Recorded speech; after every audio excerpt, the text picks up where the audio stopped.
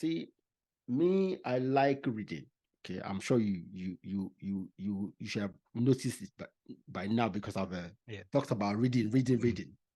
And Of really, course, I've seen many I books. like reading. See, this table where I'm on, I have books on the everywhere on the table. So I like to encourage young Africans to read, and I hope asking my guests like you to recommend books to them. I hope they are picking those books, getting them. I hope in a year I would have encouraged so many people to at least pick up a book, a couple of books, and read. Yeah. So I want you to recommend 5 books. Okay. So please, right. what 5 titles do you recommend to my audience? And please put your book in there. Okay. All right. Well, let me start from my book. Okay. It's called Caring the Soul of Leadership. And when I wrote that book, it's not only for leaders. I said it's for individuals because there is self-leadership. Okay. Until you can lead yourself, you can lead others. So that's something, because again, you have to figure out your own life. So that's one book that I would say. One book that I will encourage everyone to read is The Power of Positive Thinking. No, okay. What's his name now? It's up there. Yeah. I've forgotten his name. Yeah. So that's one book. Peel. I think is it Normal Pale or something like Pale, that? Yes. Mm-hmm. So the second one that I would say is As a Man Thinketh. Up there. Yeah, James Allen. Yes. Powerful, very small, very powerful. Powerful. Yeah. And the reason why because number one, these books are not very long books, because it's easier for everyone that wants to start reading and start picking them up and everything. Yeah. If you want audio book also, that's great too.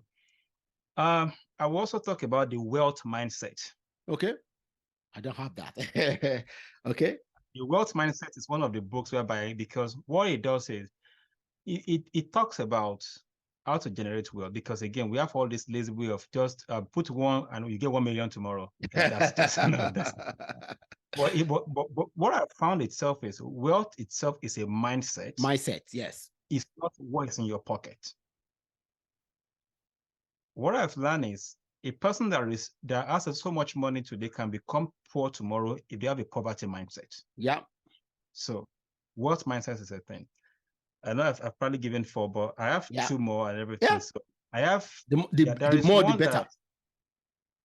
I talk about one the other time. I talk about Strength Finder 2.0. I encourage, because that one has an assessment behind it. Okay. That book says that I get. It's a book. What's the title? Yeah, it's Strength Finder 2.0. Okay. Strength Finder 2.0. Yeah. Yeah. So one at the back of that book, there's an assessment there. But there is something that I want to bring up about that book that, I was talking about, I said one of that book transformed my life. It said that we live in a deficit-minded society. It said all they see is everything that is wrong with us. The question is not what is wrong with you. The question is what is right with you. So that it helps you to focus on what you do best. Very good. Very good. So those words are the one that kind of, before I used to think about what I cannot do very well, things that I'm not very good at. So you know what? Forget that. Let me focus on what I do best. I can do. Because that's where, again, the strength is. Because that gets into the wealth mindset. Once you focus on what you do best, that's where you perform at your peak. Okay. Now, it doesn't mean you can't grow in other areas, but you don't focus too much on what you are not good at. You focus on what you are good at, and then you get people that are good at other things to support do it for you. Very good. Yeah. Now, the last one I will talk about is very common. It's out there.